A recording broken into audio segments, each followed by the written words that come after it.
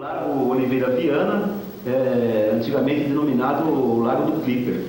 Então, com várias viaturas da rota estacionadas, só que os soldados da rota, eles não participavam, eles estavam ali como se fossem, não sabiam o que estava acontecendo, tomando um cafezinho na padaria e não participaram de nenhuma atividade, nem para defender alguns, nem para atacar outros. Mas você percebia naquele momento que havia um clima de confronto, um clima de guerra? Não, por parte da população, das pessoas que foram lá para se manifestar, reivindicar, não havia, tanto que eu fui convidado para participar e eu senti, foi a primeira vez que eu me empolguei assim com um ato daquele, de pessoas podendo chegar era na época era chamado o atual governo, fazia o governo chamado itinerante, que ele escolhia algumas administrações regionais para estar fazendo o seu governo itinerante, onde ele levava o prefeito e ali eles atendiam a população. Parece que a população ia pedir alguma coisa, o que era mesmo? Era melhorias. Mas era um hospital, alguma coisa? Não era bem um hospital. Você também estava lá no geral? Estava. Nessa época, a intenção era o povo, inclusive a situação no Vila Penteado, havia uma série de terrenos clandestinos. E a própria população se empolgou para tentar legalizar aqueles terrenos. Foi onde que o padre, na época, o padre o Frei Alamiro, com aquela população, se mobilizou de forma que foi as mulheres, crianças, uma série de pessoas que tinham interesse realmente de legalizar aquele terreno. E como esse governo itinerante estariam aqui na regional da freguesia, então o próprio padre levou a população lá para o local. Hoje em dia, né, a pessoa que ouve a gente falar isso talvez não entenda um pouco. Naquela época não era assim, permitido ter esse tipo de manifestação. Estava tendo uma pequena abertura. Uma pequena abertura. Foi logo após, inclusive, aquelas primeiras greves lá de São Bernardo, né, que nós tivemos alguns contatos. E a igreja, na época, estava trabalhando na área social em função da população.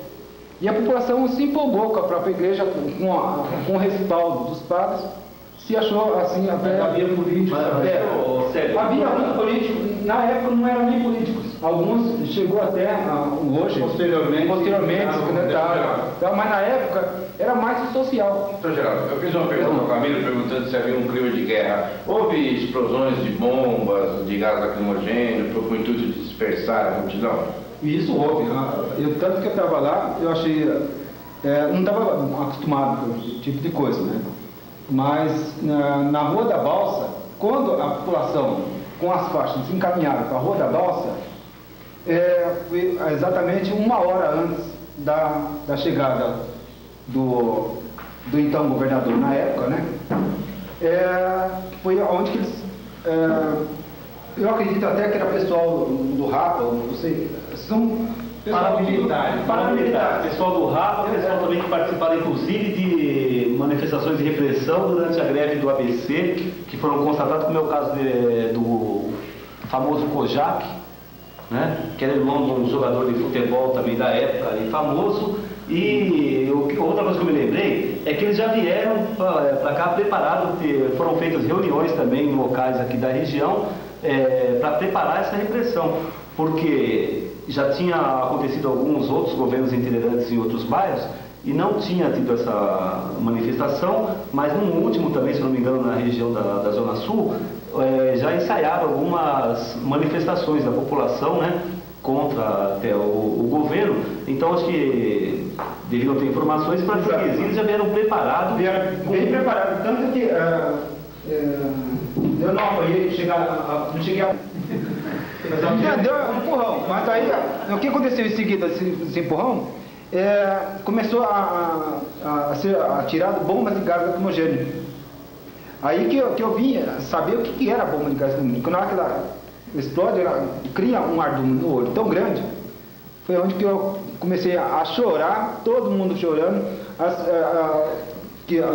todo mundo preocupado mais com as crianças, as mulheres que estavam lá no local. Não tinha como se proteger daquele gás. todo mundo chorando.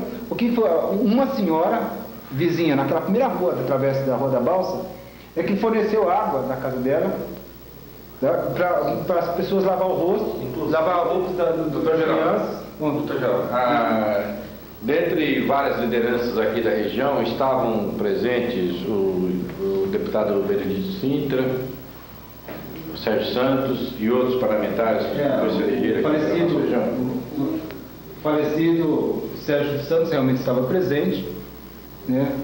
Talvez outros políticos na época, mas não posso realmente relembrar nada. E a única coisa que temos gravado foi um colega que conseguiu gravar de dentro de uma casa, da janela da casa, conseguiu fotografar e guardou essas fotos, essas que foi revelada e publicadas 2 anos depois do ocorrido, porque durante esses 2 anos não tinha nenhum relato, nenhuma informação, a não ser a conversa de um e de outro. Inclusive, essas fotos serviram para depois da CPI que foi instalada na Assembleia Legislativa, foi através dessas fotos que vocês conseguiram identificar. Na época tinha o Kojak, tinha o Capitão La Paz, que acabou em Pita. Como sempre, acabou em Pita. Como sempre, infelizmente, né? Mas quem sofreu, como nós que estava lá presente, realmente algumas lideranças... É algo marcante, né? É algo muito marcante. Algumas lideranças chamaram a atenção, inclusive, pela participação, né, que se demonstrava. Eu estava começando ali na política e me ensaiou de montar a caminhada até regional. Eles de pronto já montaram ali uma linha, um cordão com os cacetetes e vieram de encontro onde começou o bafafá. Em outras palavras, tudo isso aí foi previamente organizado com o intuito de desmobilizar a população. Manifestação. A população. Organizado, em qual entidade aqui do bairro veio organizado, ou vocês preferem não citar nomes? As entidades da repressão? De onde eles se organizaram? Não, todo mundo isso aí, o pessoal comenta, né? Mas é uma questão até porque se a própria CPI não apurou as responsabilidades, fazem tantos anos, isso aí também fica mais um dado que fica na história, né? Mas deve ser uma entidade ligada ao samba, né? Não, você está falando. Agora, a outra coisa que está falando é das lideranças, porque que está ainda aí na Câmara. E agora, o mais lamentável é saber que isso aconteceu. A minha filha não era nascida, daqui do lado, hoje já está com 16 anos. E após 17 anos de tudo isso, hoje eu lembro de todas as situações que ficou realmente gravada na minha cabeça, toda aquela movimentação dentro da minha cabeça, está clarinho, como se tivesse acontecido ontem. Esse Padre Ivo, de onde que ele é? O Padre Ivo era do Jardim Carumbé. E quando você disse em relação às fotos que foram tiradas por uma pessoa do bairro, por que essas fotos elas demoraram 2 anos para ser publicadas? Porque era uma época. Era uma época que era proibido. Era uma época. Nós estávamos na transição. Estava na transição do militarismo, não se podia nem discutir. Começou a falar Não tinha eleição. Não, Depois que inclusive hoje um pronto-socorro da freguesia, do nosso bairro, ele é denominado justamente pronto-socorro 21 de junho, na Avenida João Paulo, que é para justamente marcar essa data trágica aí para a história da freguesia do Ó. Agora, eu lamento um pouquinho aí da situação toda, porque eu adoro esse bairro da freguesia do Ó.